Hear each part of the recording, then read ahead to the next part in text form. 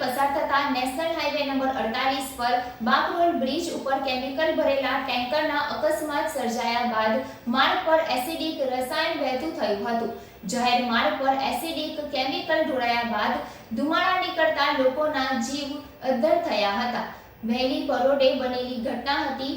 માર્ગનું acid road સાઈડમાં ફેલાયું હતું।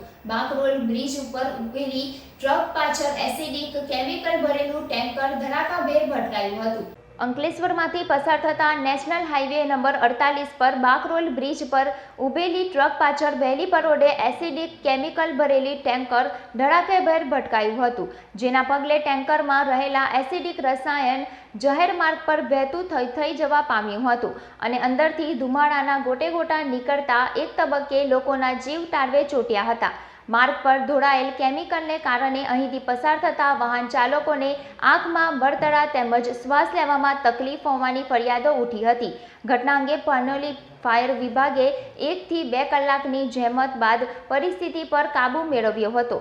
સદનસીબે કોઈ જાનહાનિ થવા પામી ન હતી। ઘટના અંગે જીપીસીબીને પણ જાણ થતાં મોનિટરિંગ ટીમ સ્થળ પર દોડી આવી હતી અને સ્થળ તપાસ કરી સેમ્પલ લીધા હતા। ઘટનામાં પાનોલી પોલીસ મથકે જાણ થતાં પોલીસ દ્વારા સ્થળ પર દોડી આવી ટ્રાફિક સંચાલક કરી માર્ગ વ્યવહાર હળવો કર્યો હતો।